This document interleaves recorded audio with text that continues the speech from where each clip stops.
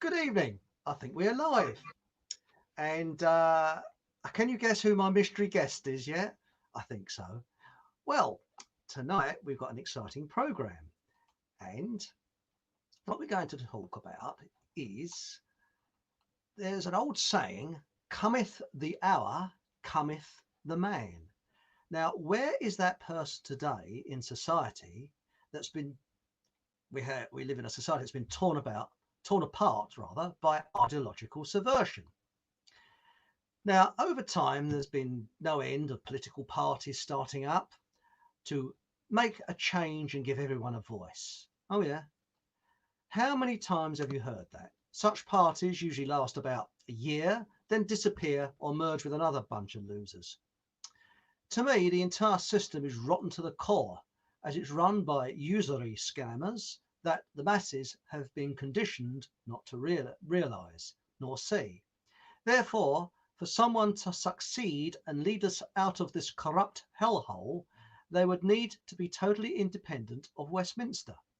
They would need to be self-financing and have an inner core of trusted people, as such a party would attract infiltrators like bees around a honeypot.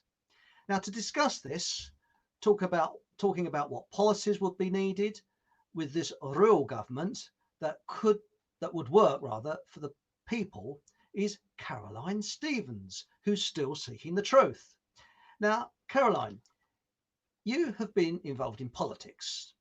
Firstly, how on earth could someone start up a movement that the entire propaganda media would be against, the 7 Brigade would work overtime on, and whose life would be in serious danger? Is it possible? And that is the question. There's me thinking you were going to say, Caroline Stevens, you've been involved in politics. How could somebody such as yourself enter a den of iniquity? The lion's den. Well, how could I? Because I wanted to do something to change the way that the British people lived. I didn't like the idea of us giving loads of money every day to the European Union. Now, in actual fact, before I came on air tonight, I was sent an article about the Treaty of Rome. Now, the Treaty of Rome was actually signed in 1957 and to come into effect on the 1st of January 1958, as many treaties do. Yes, the 23rd of March. Now, the Treaty of Rome, a lot of people don't know this, I think, but the Treaty of Rome was actually a blank sheet of paper. So if you think that these politicians way back in 57 actually signed a blank piece of paper to set up the EEC, the European Community, then market, I think. That's right. That was its nickname, if you like. It's basically then became the EU, European Union. Why? We can't even be a member because it was a blank piece of paper. So you've got all these lawyers going to court and saying we left on, what was it, last year in March? And it's like, well, why didn't you look at the Treaty of Rome? I mean, these are lawyers. They should know their onions, shouldn't they? So why isn't it? Why have they never argued all this time? Well, it was a blank piece of paper. It's not valid. It's null and void. End of. Boom, boom. Because we're channeled, aren't we, Caroline? Let's face it. People are conditioned how to think and what to think. I mean, it was a blank piece of paper. And in my view, every politician that's been in government since 1973 should face trial for treason. Because when this country illegally went into what was then the common market in 1973, that's treason. So why haven't there been, and the civil service as well, they should clear out the civil service. I mean, obviously people around in 1973, they'll be very elderly now or dead, but the ones that are still alive should still face trial. I know you put on your little itinerary from 1973, didn't you? That people should be held accountable for treason. The thing is, we haven't actually got any lawyers who work for the people, because they have all sworn an oath, and that's a big issue. So it's not quite as simple. It's not straightforward at all. So what else have we got? Political parties. Well, I'm holding my UKIP mug. This is a mug that I had specially commissioned. That was to help fundraise, and it says, "Vote UKIP, we're not mugs." Well, I realise now we were all mugs, because anybody who thinks about joining any sort of political party has to be a mug. I didn't know that, and I'm sure people didn't know that when they joined Brexit Party, which was its successor. I mean, UKIP's still going. I think Neil Hamilton is now the sixth boss in about 6 months? Anyway, so we digress. So look at political parties. People say to me, what would we replace them by if we got rid of political parties? And I said, well, look at the time scale, the timeline of political parties, because this is quite interesting. No one ever really looks at this. In the 1830s, the first political party in the UK was formed. That was, which party do you think it was? Tory party? Or the Whigs? The Conservative Party, yes. And then followed in the 1850s. So they had a monopoly, the Liberal Party. And then in the 1870s, it was the Irish Parliamentary Party. So before the 1900s, there were about, 8 parties in total set up. Now, then it goes on. Let's have a look at the other years. We had, oh gosh, where are the other years? We had something like, in one 25-year period, we had something like 50 parties set up.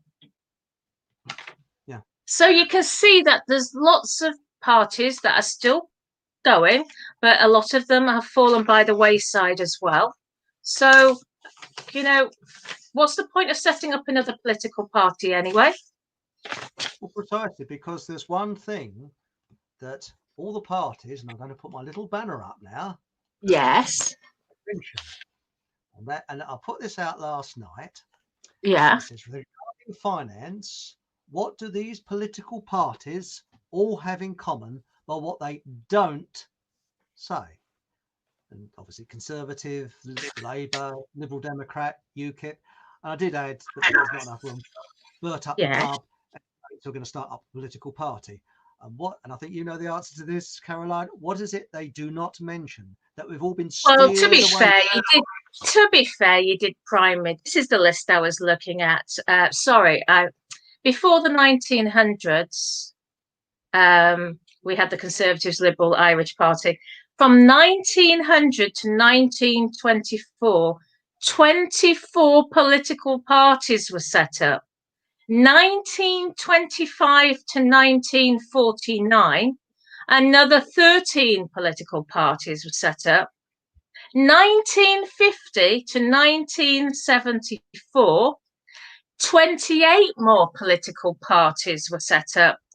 And in 1975 to 1999, 57 political parties were set up in a 24-year time span. So people ask me, why don't I set up a political party?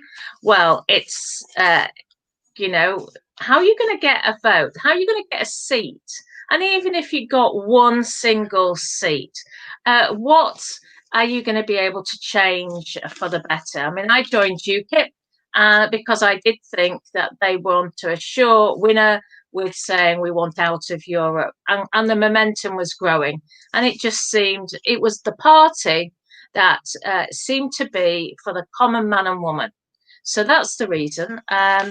So I since learned that things are not always what they seem, but what have they all got in common? Political parties. There is not one political party that will touch the subject of usury. Now, Chris, we're going to talk, you know, you're going to talk about usury. We're looking at fractional reserve lending. So we've got, I mean, I was reading and watching the Money Masters show before we came on today. You've seen that program, and for anybody at home, that is, if you've got to watch one video in your life, make it a long one, make it 3.5 hours long, and that's the Money Masters one. And that basically covers the usury topic of how the UK, USA are deeply stuck because basically who has got control of our money supply controls the people, and they can take, historically they've had people homeless before, and I see this is going to be in vast numbers in certain times of crisis, where they've just pulled the plug on the money supply, and the money supply isn't backed by gold or silver. And we can see that's going to happen again today with the fiat currency. The fiat currency, we could just burn some currency and we say, well, it's not worth anything. Well, it is worth something at the minute, but it could equally be not worth something tomorrow. So what would you like to say about usury? Well, I don't vote and I don't support any political parties because I realise that they're a Punch and Judy show. But Nick Griffin, who was the ex-leader of the BNP, said that people approached him and said that your party, I can't pronounce it verbatim, but it was, I don't know if it still is, on YouTube. He said that if he continues pushing talking about usury, then his party will be basically destroyed, and it was, and he was destroyed. So need I say any more? And I realise that politicians, if they mention anything about usury, it's the kiss of death. That's it. End of them, end of their party. And now we know why the BNP, I think it's now run from a country that we're not allowed to criticise. Well, basically, we're seeing this now in America. There've been all these people thinking that Trump was going to be their messiah, and this government psyops about QAnon, and it's obviously made a lot of people a lot of money. Has QAnon? Let's be truthful about it. Some very big names on the supposed truth movement trail have covered QAnon extensively and sold a lot of videos, I guess. But yeah, nobody has ever produced any evidence. And I know there'll be people on here tonight saying, oh, my girlfriend or my boyfriend works in the military, and yes, things are working out. Well, okay, then, where's the evidence? But that still does not mean that Trump is in charge of the USA. We've seen now with the mask debacle that he's defo a puppet, just like Bojo. They're all puppets. So defo a puppet. Well, it seems strange that Doris had the you-know-what virus, and it seemed to attack his brain because he seems to be completely on another planet. Well, he was on another planet before, but even further planet, or a parallel universe. Sorry, I'm speaking into my microphone here. And he's strange. And it's strange that Trump has now got this magical virus. And I wonder if his brain will be scrambled like Doris's brain afterwards, because I think both are a complete put-up job. And let's face it, political parties are a Punch and Judy show, and we know who's pulling the strings, because he who pays the piper calls the tune, and it's the usury scammers that pay the piper. End of story. Really. Well, I mean, obviously, he's been told he's been seen or touted as the person who's an anarchist, if you like, and sort of I think actually more people believe this in the UK than in the USA, that he was going to pull the rabbit out of the hat, to be honest. But it's quite obvious to me that, you know, he's traveling around now, supposedly with a virus, wearing a mask, putting, if he's saying, he's actually quoted as saying, it's true, he has got it. So if he's really, really being truthful, what is he doing in a vehicle with other people, albeit wearing masks, very close proximity? I mean, it just shows me that he's just one of them, as I'd always suspected. But you know, we talk about the CARES Act. The CARES Act 19. Well, it started on 24th of January 2019. The CARES Act was going through the Senate, and that's when it started. So it had to have been written. So this is the Coronavirus Act, a financial package that had been drafted. Had to have been drafted in 2018 for it to enter the Senate in the beginning of 2019. So 2018 was when they did a simulation. This was before the event 201. So they'd done a simulation, and all we know is that the actors, because they're all called actors, all the actors work for Homeland Security, CIA, and other influential people in America. So what's that got to do with China? I don't know. It's not. It's obviously then that, you know, whether it was released in China, which is how it started, you know, with the Wuhan Games, but it was very convenient of America to pass the buck to China, wasn't it? And keep their hands. I mean, the elites like to keep their hands clean, don't they? Remember the secret covenant? They will not know who's done it. So they pay all these puppets to organize events. But they're all, you know, they just, do they realize that they're selling their souls, organizing events on behalf of the deep state? Well, the dark side, isn't it? Really, that's basically it. It is the dark side.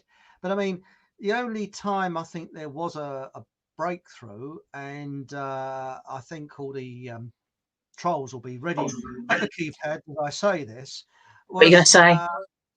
the only time I think there was a real chance of a breakthrough was in the 1930s. And I'm not saying I support him or anything like that, but Oswald Oh, Mosley. I know what you're going to say. I've heard a lot more stuff about that, so we won't go. We won't even go there, Chris, because I don't want to get taken off air. I've only just got back onto. I've only just got back on social media. I do have a point. I know what you're going to say, but he's also part. He was also part of the plan as well. I've been doing a lot more research. I've got a friend who's from Poland, and he's been telling me more stuff than what you've told me. So we won't even go there. We really won't go there. Yeah, absolutely. Right now, the latest. Well, the latest. Let's have a look at the latest news. So we're talking about political parties, and so we managed perfectly well before we had political parties, I'm sure. They were just devised by the elites to divide the people. That's the bottom line.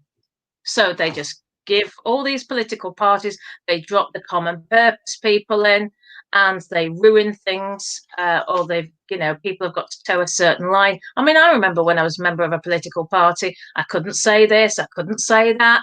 And it was just awful. It was like being back at school. In fact, it was worse than being back at school in a political party. I remember a lot of people will remember these groups like the 38 Degrees e-petition groups. And they were really pushing against the corporate elites, the corporate PACs, you know, the TTIP, that was it. And they organised groups of people all over the country to stand in towns and talk to people about what TTIP meant for ordinary people. And we in UKIP were not allowed, we got a directive from on high, We were not allowed to go and join those people. Now, I know a few people did ignore it, but if you were standing as a parliamentary candidate and you'd invested a lot of time and money into fighting the general election of 2015, and you were caught at a 38 degrees anti-TTIP event, you'd have got kicked out. And that's how things work in a political party.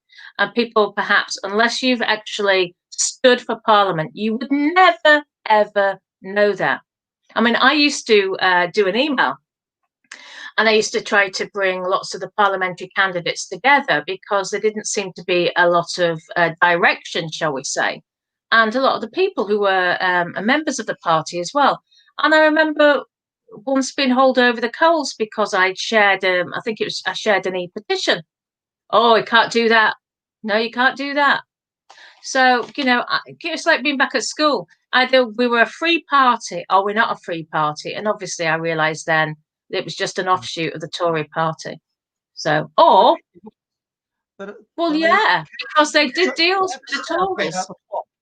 Because, I mean, I've seen all these people standing up saying, oh, I can feel a positive energy and it's all going to be marvellous and all that. Can you imagine before D-Day, in 1944, someone would have said, I can feel a positive energy. Yeah, but have you planned it? No, but we've got a positive energy. It would have been the worst military disaster in history. They had to be planned. How do we get ourselves out of this mire? Because as I see it, we got about 99% of people are sheeple and they sort of follow, stick your finger up, all right, I do that, yeah, stop me getting Well, the I think I've queried the fact that these people have turned up to places like Trafalgar Square, which on a Saturday, which is actually a satanic day anyway, and not where the MPs actually hang out. And you're not gonna find MPs hanging out in Trafalgar Square on a Saturday. And of course, then you've got the other side of it where they say there's a portal underneath Trafalgar Square. So the dark side is just literally harvesting people's good energy and siphoning it off elsewhere. So I'm sure the good people didn't really intend that to happen. Also, even if you stand outside the Houses of Parliament, why would you do that on a Saturday? I mean, it's quite ludicrous if you think about it. Why go on a Saturday? MPs are back in their constituencies. They tend to leave certainly by, I would say, Thursday night, back in their constituency for their various surgeries over the weekend. So that doesn't seem very sensible either. But who runs, and takes us back to the money masters, who actually runs the UK? But it's actually the Bank of England. So maybe if you want to go and create havoc, you don't want to be going outside number 10. You don't want to be going outside the Houses of Parliament because you're all wasting your time. If you want to actually create waves, then you've got lots of employees, or you did have before the COVID outbreak, which is all very convenient now because we don't know who's working and who's not. Surely the actual logical place to stand would be outside the Bank of England, wouldn't it? If you want to stand outside a building in London. Aha, yeah, no one said that before. Well, no, nobody said that. But I mean, there was a case of a chap that went into the Bank of England about 10 years ago, and it said, I promised to pay £1. I want £1 worth of gold. Oh, sorry, £10 or whatever. I want £10 worth of gold, please, which he found out illegally he can do. And of course, the police didn't arrest him, but they, shall we say, shunted him out rather quickly. I don't think he even got through the gates. But really, in a sense, what can we really do? I mean, the way I see it, if someone, we've got a lot of fake, shall we say, leaders. Like we've got little Tommy Tucker from Bedfordshire, I won't mention his name, who stood up to be a leader, but we know that he, shall we say, he's probably not exactly what we think he might be. And there's leaders, but really, if somebody stood up and said, right, I'm going to start a political party and the capital of Great Britain will be in Yorkshire, and we're going to abolish usury. How long do you think that'd last? 1 minute or 5? Because can you imagine that happening? They would absolutely hammer that person on the mass media. And of course, now that the BBC is defunct, and the 77 Brigade are doing a better job on the internet, they don't really need Well, the why don't we BBC. discuss what the 77th Brigade is all about? Because this is something that I must admit, until I did that video a few weeks ago about the 77th Brigade, I really hadn't believed that such a unit could possibly exist. So you've got this division in the military. So you see, these wars with bombs aren't going to work in our country anymore, because isn't that why we joined the EEC, the European Economic Community, albeit with a blank piece of paper? Didn't we join that so we'd not have any more wars? So they can't drop bombs on us. So what they're going to do this time? Because that's how they made the money before, isn't it? World War One, World War Two, they made the money out of the nations. It was far more profitable for those people to do this. So the quiet war, what was it? The quiet weapons for silent war, silent weapons for quiet wars. They use a division of the military. So it means that when you see a meteoric rise of somebody who's just come from nowhere on social media, firstly, you should be asking, well, who is that person? Who are their friends? Are they on LinkedIn? Are they based at Company's House? Who are they? Why have they just come from nowhere? Did they just have a light bulb moment? I'm sure that some people do have a light bulb moment, just like the current Archbishop of Canterbury, Justin Welby, who just was in the oil industry and had been in the city of London. And one night he just had this aberration that he had to go and join the clergy just before they were going to do the LGBT debate in the Houses of Parliament. So that was just amazing. God works in strange and mysterious ways, doesn't he? Yes, he's in the oil industry, and he was, in my view, a slippery customer. So he's in the right thing there, because you get.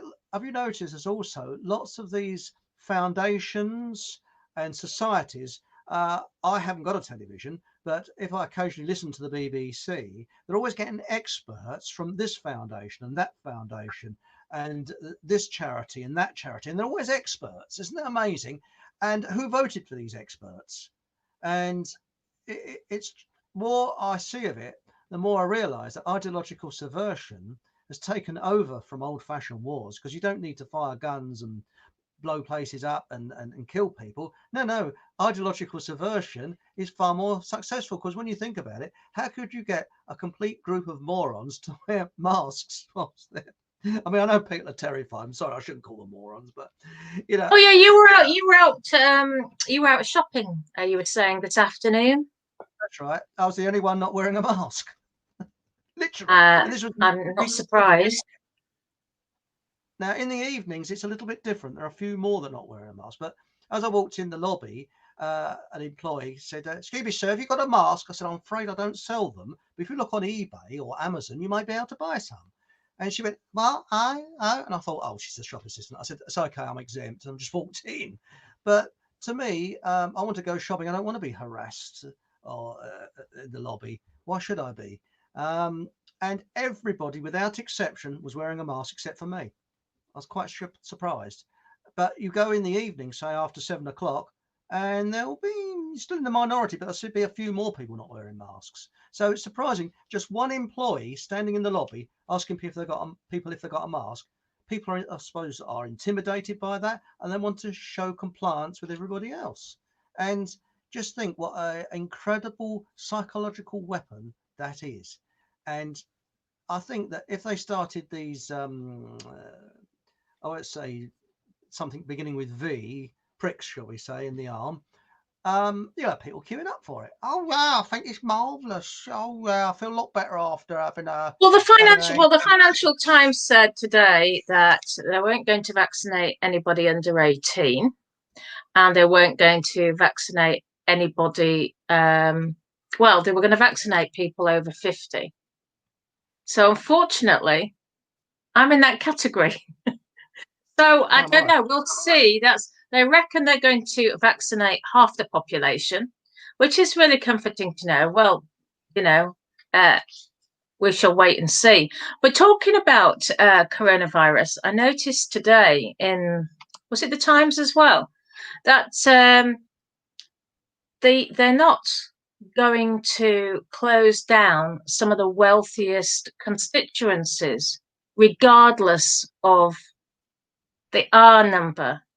Now, did that surprise you? The fact that if you're in a wealthy constituency, even if your R number is greater, because I can see, I see people originally saying, oh, it's all the ethnic areas, ha, ha, ha, on Facebook. And then as it spread and it went into what's non-ethnic areas, really, then they started getting a bit worried. But in actual fact, there's method in their madness, because they're not going to aim for the places like Surrey at all. So maybe all those do-gooders in Surrey who want to bring in and house immigrants, migrants, because they're fleeing war-torn countries, maybe they ought to house the people in the northwest and the northeast and parts of Yorkshire and Birmingham. Maybe they ought to house some of their own instead, because why should they be locked down? And yet their R figure, might actually be not as bad as parts of Surrey, for example. That seems like discrimination to me. Well, yes, but also when you look at it, it's statistical science, not real science, because when you look at the amount of real scientists saying that this current situation, this so-called virus, is probably no worse than common flu. And when you think about it, since March, nobody's died of old age, have they? Isn't that amazing? And pneumonia no longer exists, and people dying of the flu no longer exists. And what do you need to be jabbed for, shall we say? I won't say the word because of YouTube. When 99.8% of the population get over this flu virus, quite easily. There's such a low death rate from it. And it's only the elderly and the frail and people that are ill already that actually die from it, which they could probably die from a common cold, or I don't know, picking up tetanus in the street or something. So really, this is all a huge pantomime, and I call it a pantodemic, because I think that's what it is. It is a pantodemic. Well, it is. But I mean, the fact that President Trump, people were hoping that President Trump, being the anarchist, or appeared to be an anarchist, but yet behind the scenes, this Coronavirus Act, the CARES Act, was being pushed through, must have meant that he knew about coronavirus way before he's actually admitted to it publicly. In fact, at this Clade X simulation on the 15th of May 2018, that simulation actually had a member of his Republican Party there at the event, and as I say, the head of the CIA. So he must have known. And then you've got the ex-mayor of New York, Bloomberg being the big media group, donating, I think, the highest donation into the Johns Hopkins University that they'd ever had. So, you can't help but think, what are they trying to do to us this time around? Well, and this, I mean, you see the Deagle.com. How reliable is the Deagle.com website? I mean, I've just found a spelling mistake on that website today, which obviously helps lose its credibility to a certain extent, because if it is a military website, then you would have thought you'd have had they would have had proofreaders reading that website before it went online. So whoever you are behind Deagle.com, there is at least one spelling mistake. I think you've put taking instead of talking, or talking instead of taking. But the L means that it wasn't checked properly. So who are you, Deagle.com? Anyway, looking at the coronavirus, there's something doing the rounds at the minute about this Form 5. Now, I'm talking about this because I've been watching those 2 programs in the past week on Harold Shipman. Did you watch those programs? He actually should be the chief. He used to be what? Sorry. He should have been the chief medical officer, because he seems to be of a similar ilk to the current one, in my view. Well, yes, Shipman. Yes, for sure. So Shipman, seeing what he did to 200 plus women, mainly women, I think they were 200. Yes, not always for money, but obviously he was a narcissist, which I know that's a topic that you like to talk about. He had this feeling of power over people, I guess, and he seemed very cold and never shown any remorse, as far as I can gather. So you've got that where you've got the systems put in place so that we would never have another Harold Shipman case, ever. And what does our government do with the Coronavirus Act? But actually sweep all that good housekeeping away and remove all these signatures. So you basically, the bottom line is this Form 5. Yeah, well, these people are being certified by one person, one authorized practitioner, and they can actually literally their death and their cremation certificates be signed by the same person, and then off they can go to be cremated literally in hours. Now, that is really, really scary. I mean, the number of people I've spoken to in lockdown, I said, oh, so-and-so's Auntie Mabel has passed on. She had coronavirus. I said, well, was she ever tested? I don't know. I said, oh, okay. But because this is happening to people in the time of, they're grieving. So you can't start getting on your soapbox and start preaching to them about this, that, and the other, especially if Auntie Mabel has been buried. But since I was last on your show, I did read a document that a guy had prepared where one of his relatives had died and it been put down as COVID. And he had argued, saying he did not want COVID being put down on the death certificate because his brother hadn't even been tested for it. He'd died from a heart attack. But the Wakefield coroner refused to alter that. Now, other people have said since that they got a financial incentive if they put COVID on. I haven't got the evidence for that. And I guess it's like trying to find the paper trail for when we're born and how we are worth our weight in gold. I've spoken to somebody who said he went into a hospital, but this wasn't in this country, it was in Australia. And there's something like 36 documents that are prepared and completed when a baby is born. But who would see those documents? It wouldn't be you and it wouldn't be me. So actually proving, for example, the birth certificates and being worth your weight in gold and being traded on the stock exchange is awfully difficult to prove, because you might find lots of videos out there on YouTube, but they talking about it. Oh yes, we all get this and da, da, da, da, da. It's a fait accompli. But okay, so where does this money come from?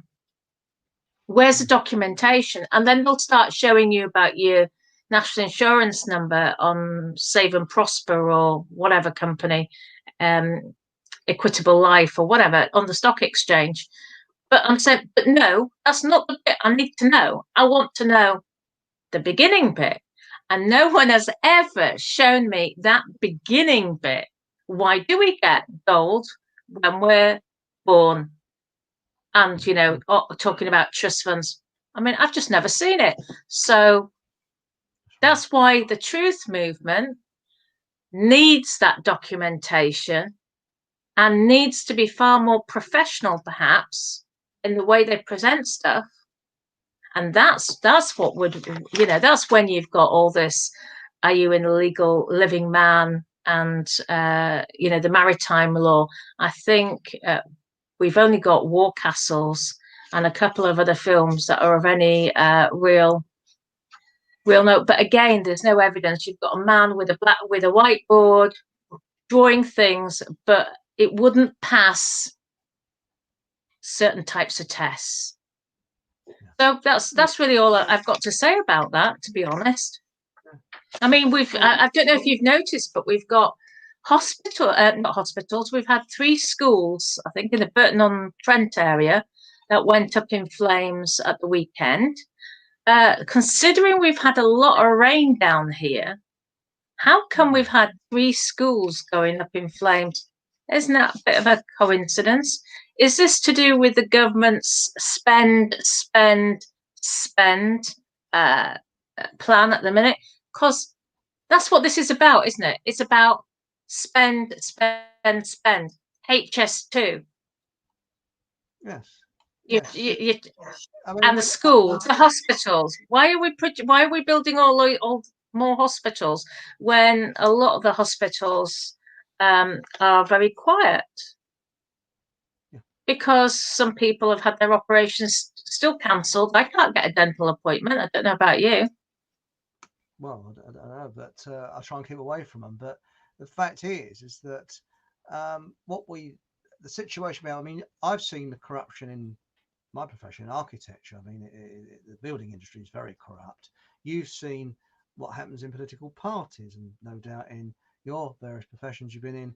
And really, it seems that someone once said that this is the most corrupt country in the world, whereas in third world countries it's more in the open, whereas here it's all behind closed doors, and people are given this illusion by places like the BBC that everything is all above board and very honest and very, very good, and it isn't. It is absolutely as bent as an iron bob note, as they say.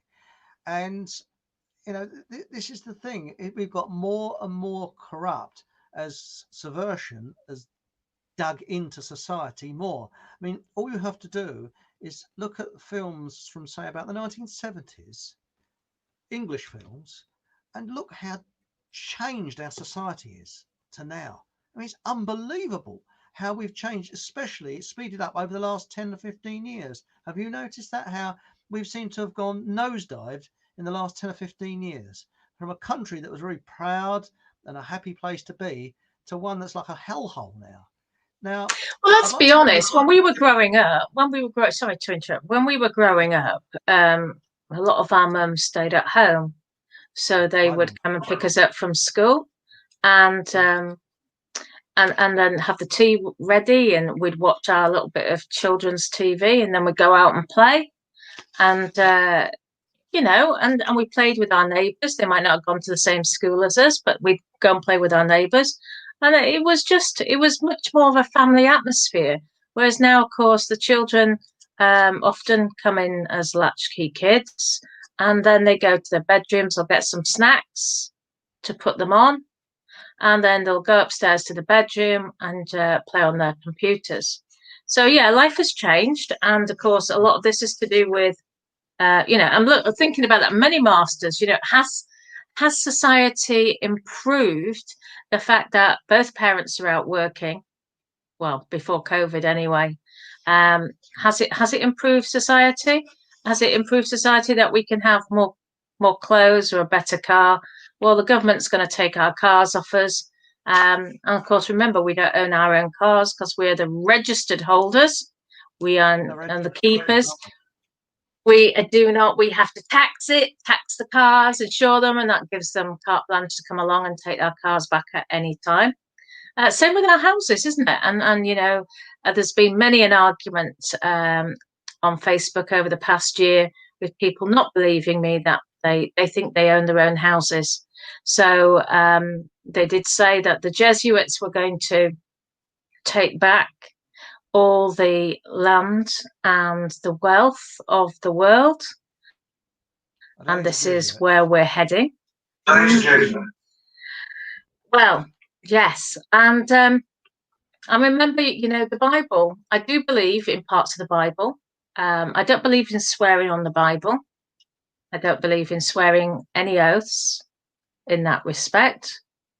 But I do believe that Jesus did overturn the tables of the moneylenders. And here we are today. We're back in the same position as in those times where he turned the tables over. Because what happened from the money masters, I don't know if you remember what happened, but all the people came to that temple every year to pay their dues, and they paid with a special silver coin. Now, the money lenders took control of that silver coin and basically forced the price up to as much as the market could bear. And that's why he overturned the tables. So anyway, there we go. I think that's my no. What do you think positively we can do? And that I'm not saying stand up at Trafalgar Square and say I can feel an enormous energy, or stand there for 15 minutes saying completely and utterly nothing apart from, oh yes, we're going to win, this is fantastic. Yes, it's a bit like, as I said, with that D-Day scenario. Yes, we're going to go into D-Day. Yes, have you planned it? No, but we're going to win. What can happen? I mean, I think it's going to need a miracle, to be straight with you, because we've had about 80 years of ideological subversion, and people's they've been completely brainwashed. And the BBC has been an absolutely incredible piece of propaganda. And the reason it's being wound down is the 77 Brigade, who are online, are taking over from the BBC. So well, I have noticed that the people who have a faith seem less worried than those who don't have faith. So faith is providing some comfort. I obviously have faith, and so I'm not unduly worried. It doesn't mean to say that I'm, because they do say, don't they, God helps those who help themselves. And I don't mean in the money lending aspects of life. When my dad was conscripted into the army at the beginning of the war, there used to be a sergeant major that said, God helps those who help themselves, and God help those that catch up in themselves. Well, true. I tell you what, I've noticed in churches. I mean, I don't go to church anymore, and churches are on a Sunday when, in actual fact, we're actually supposed to have we're supposed to pray on a Saturday. But people in a very few churches, they give their testimony. What's happened to them? It's like when you go to a hotel and you've had a really fantastic time, or you go to a restaurant, you've had a fantastic meal, and they've got a website. You want to write a good report, don't you? You feel like you want to tell other people how wonderful it is there, and you want everybody to go there. So, but churches miss a trick here, and I don't know if this is done on purpose. There are very, very few churches that I know of. There's some, but they actively encourage people to come up and say, what has God, Yahweh, done for you this week? And it is such an encouragement for other people that somebody's gone through really tough times, but they have actually prayed. And their prayers have eventually been answered. They may not have been answered in the way they expected. In fact, they're most likely never answered exactly in the way you expect. But the fact that they've got a good message to share, otherwise churches just go, otherwise they just become the pew warmers, come in, stand up, sit down, stand up, sit down, and out you go. Yeah. You see what I mean? It's got to be about not just what happens on one morning of the week, but it's about a whole way of working, if you like. Well, after When the was the last Vietnam time you were War, in church? sorry, When was the last time you were in church? when I was christened at the age of oh no, I've been to a couple of weddings, but I don't go to church. I'm not particularly religious, although I look at myself as a spiritual person, but I'm not religious. I'll put it that way. Oh, But I didn't say I was religious. but they did a survey at the end of the Vietnam War with the POWs that were in Vietnam, and they discovered that the atheists died. Majority of them died, but the ones that had faith survived because they had something to push them, keep them living, keep them going. And it was, and the percentage of atheists that died was phenomenal compared with the people that had faith. Isn't that interesting? Well, I'd like to just say, anybody watching on Facebook, can you please share this video? Because we do want to actually help people. And, you know, I was talking to a Facebook friend yesterday, and she said that 4 of her friends had committed suicide in the last month, Oh and they all no. had children. And I just think, has things got that bad to actually take one's own life? So please do share this video, because we there is hope. There is definitely hope. And if you got faith, that's what it is about. As you say, the people who keep the faith will fare the best. Well, not only that, I think it is a positive outlook on life because, as I said, I'm not particularly religious, but I believe in karma. You do good, good comes back to you. You do bad, bad comes back to you, and things like that. Because when you look at, say, the teachings of religion, I mean, I was Church of England I was born into. But that came from Henry VIII, who wanted to divorce his wife. It was the Catholic Church before that. And when you look at Catholics, Protestants, and all the different religions around the world, what it all really amounts to is a kind of a positive belief. I think that's really what it's all about, a positive belief, and being kind to fellow people, man and woman. And I think most importantly, putting yourself in the position of somebody else. For example, if you see a beggar in the street, you think, well, I could be that beggar. I'd want someone to help me. And that is what psychopaths and these people that are ruling over us cannot do. They don't have empathy for people. And I think that's what really religion is really all about. And it doesn't matter what religion it is, it's empathy for people. But I think also it can set divisions. You know, oh, you're Catholic, I'm Protestant, you're Catholic, and all Yeah, this sort but of stuff. the thing is, you say that about churches, but the fact of the matter is, we've just been talking. We started off talking about political parties, but Mm. that's what churches were devised to do. They were just like creating a conservative party or a liberal party. That's exactly what the churches were all about as well. If you just have a relationship yourself with your creator and you do not need anybody, you do not need a middleman. How dangerous, let's be honest, how dangerous is it if you've got somebody who knows everything about you on earth with you, being able at a weak moment to tell somebody else something about you? It's Mm. human nature that at a weak moment somebody can spill the beans. So the whole idea is not about going to be a Catholic or whatever. It's about having a relationship with the person or being the Almighty that created you.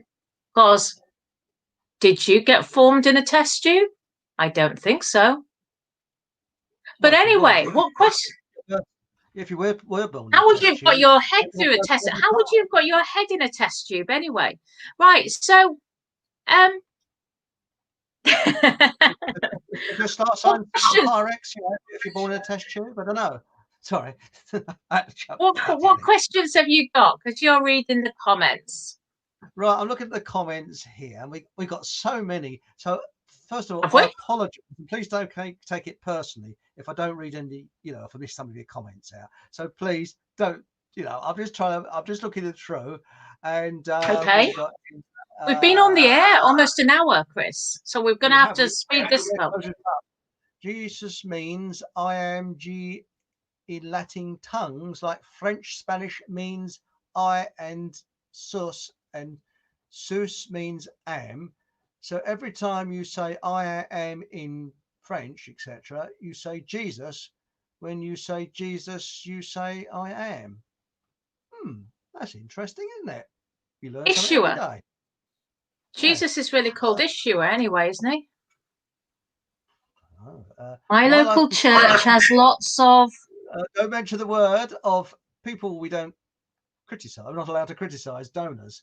What's this person say? My local church has lots of plaques in memory prominent... We're not allowed to criticize donors. Well, it's funny, actually, you should say that, because when I went to Australia, you know, to see the symbology in the churches, I went to some of the town halls, and it's very, very noticeable, all the Freemason plaques and pictures up. So, yeah, Freemasonry has a lot to answer for as well. Anyway, I think we better wind this up for tonight. And thank you so much for joining me, Caroline. And we now know who the mystery guest is. So there we are. We've answered the... she turned up. Sorry, she turned up. She turned up. And she's behind you. She's and every Monday, 8 o'clock. And please share this video. And remember to press the subscribe button, not only for me, but also for Caroline. And you also... I haven't got a subscribe button anymore. I haven't got a subscribe button anymore. Actually, that's... Well, because, you know, they took my YouTube channel down. Well, they who will not be mentioned tonight. What people can do, though, is look at videoband.nl and look for the Caroline Stevens section, and they'll find, hopefully, 454 videos on there. Not only video band, I've been looking at another one where you can do live broadcast. So if you or I are kicked off of YouTube, because we've said we're very naughty and we don't accept the smack, we'll say, okay, we'll be very, very naughty. We've been saying naughty speech. I wasn't naughty. That's the point. I wasn't naughty. Brand NewTube is one I'm looking at, which you can do live broadcasts, but you can't do it via StreamYard. So perhaps, you know, you'll have to look at that. So it's videoband.nl. There's a selection of videos from other people, but there's also a section for Caroline Stevens. Thank you. And please do share this on Facebook. Facebook, I think it's My Days Are Numbered on there, and that they've Mr. whatever his name is who started Facebook, I think he personally looks at your comments and said, oh, I don't like her, bang, off she goes. You can actually look at citizenband.com. Citizenband.com. That's a good point. Find us. Yes, we're both on citizenband.com. I started building up some posts up there when I was banned on Facebook. It will be a case that more and more people will get kicked off Facebook eventually. So, and they're definitely doing things differently. They're removing sections of Facebook. Somebody said to me today, Caroline, I can't see any of your posts since the 2nd of October.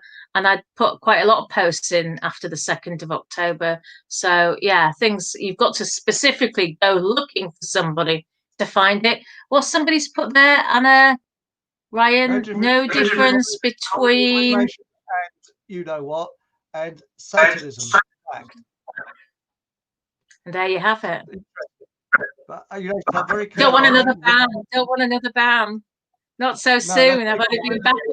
Do you know I've only been back on Facebook a week, and after my first live show last Sunday, I was banned from sharing till Wednesday. So it's like, oh, this is just crazy. It does your head in. What's it say? I can't. I need my glasses on. What's it say? 9 account.